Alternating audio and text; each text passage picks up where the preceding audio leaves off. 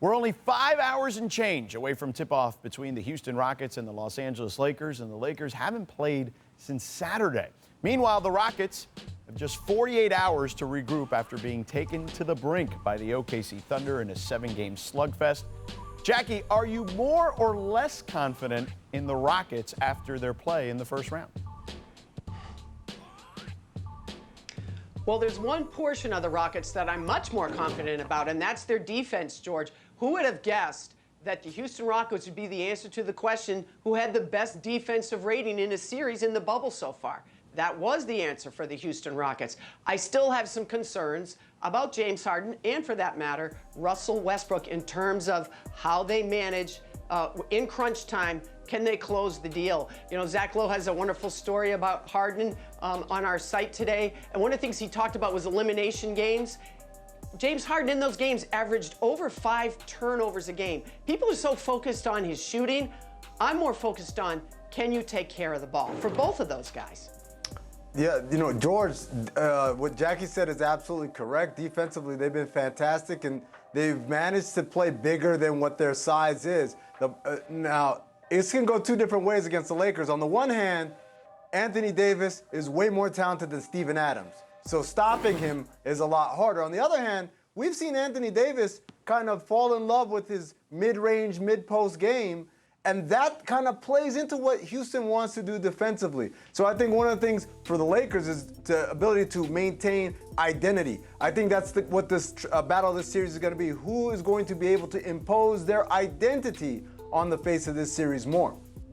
To your point, Amin, Anthony Davis needs to be the best big man on the floor, and he may be the only big man on the floor, which is something he's been reluctant to do at times. And I think in this series, it's more important than ever to be able to take advantage of his size, his athleticism, his strength, and all of the gifts that he has. But I'll ask you this, because this is something you and I have discussed even recently on my radio show in LA about the Lakers' potential struggles against teams that like to play 4 and 5 out. What are your thoughts on this matchup? Because there are definitely going to be 5 guys around the perimeter. How do the Lakers stack up in that regard?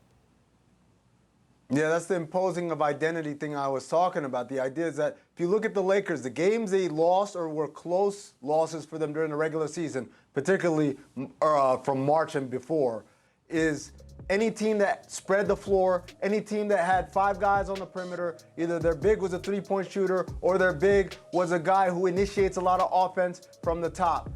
When they did that, the Lakers really struggled. Their bigs don't want to leave the paint. They couldn't play really Dwight Howard or JaVale McGee. They're forced to play Anthony Davis at the 5 as a position that he doesn't quite like. And when they go small like that, with Davis at the 5 and Kuzma at the 4, they got outplayed a bunch of times by some of these smaller teams. So if Houston is able to trick the Lakers into playing small, to matching up with them, then I think Houston has the upper hand. However, if the Lakers can maintain their identity, say, well, no, we're going to play basketball the way it's always been played, with 2 bigs on the floor, then I think they've got a great advantage over the Rockets. Jackie, you mentioned Zach Lowe's article on Harden and the kind of the huge opportunity to kind of change the narrative and potentially take down LeBron and the Lakers and company. So what version of Harden do you expect to see in this series?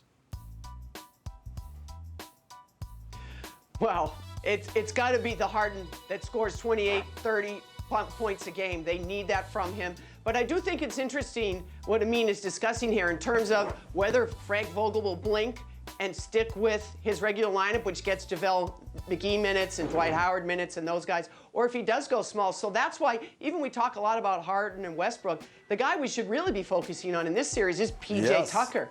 He's the one that's going to be trying to guard Anthony Davis. And we know he gives up size and all of that, but P.J. Tucker has proven to be very resilient in this role since they've gone small ball.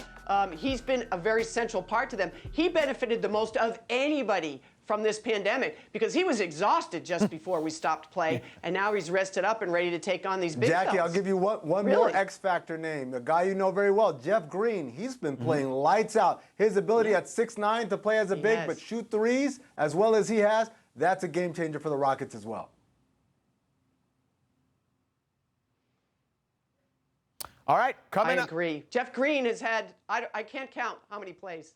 Oh, I'm sorry, George. We have a little delay. But I was just going to say that Jeff Green He's played, I can't count how many teams he's played for, and I get teased every time, Amin, and I think, this is it. Oh my gosh, he's, okay, maybe not. Hey, Just might be saying. the one, I though. love Jeff Green personally. This might be the one. you and everyone else in the NBA I hope community. it is. I like Jeff Green. He's a wonderful person. Yeah, but I do think that he may have found himself a nice home in this particular, on this particular team for sure. Thanks for watching ESPN on YouTube. For live streaming sports and premium content, subscribe to ESPN+.